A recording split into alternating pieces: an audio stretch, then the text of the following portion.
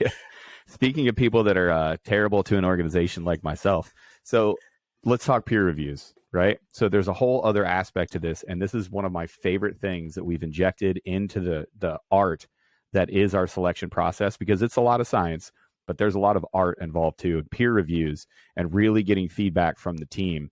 This is huge because, Peaches and I, over our careers, we've worked with so many people that fit this description. For some people, I am this description, but it's this guy is great. He's tactically proficient. Okay, fine. He knows how to do the job, but I can't stand being around him in the team room. He is just a cancer to the culture, and we don't like this guy, right? I love that we've injected these peer reviews so that you can kind of pull the curtain back when you're not there, when you don't have kind of, because everybody, and I'll say it as, as transparently as I can. When you're in a school and when you're in a selection course, of course, you are presenting what you think the cadre want to see. You can't help but get away from it, right? You want to get selected, so you're trying to emulate those things. Some people, that masks who they truly are, right? And the peer review process is meant to show you, no kidding, like, okay, is this person really a team player, or are they just doing it for the cadre? So can you talk, about the peer review process and then how people can be successful? Yeah. So I can't speak about it to selection. I just want to make sure I don't work at selection. Okay. And so I don't want to speak to their process if they do or don't do anything like that there. At the SWIT course, we've started implementing it to get that better idea of what's actually going on behind the scenes, because it's very difficult for us, especially when we were kind of minimally manned at the time. Now that we're the 2-2 South, we got plenty of people, but but at the time, it was difficult to have 200 people, right? And you had 4 cadre to observe all of them. Like you're missing things.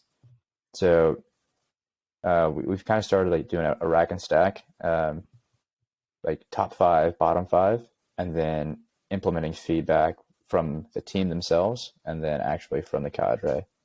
So just because it makes it a little bit easier, they can actually get something out of it. Because for some people, they don't know, or maybe they don't want to know. They don't realize that they're jacked up.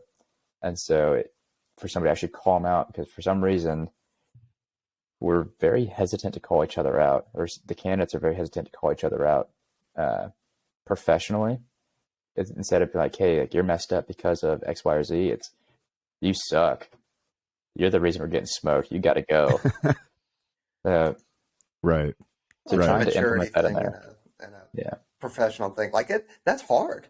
I mean, even now, I know, like, it's not fun telling people how messed up they are and why. Like, hey, you did this wrong. Like, it's a learned behavior that takes time and is constantly having to be worked through.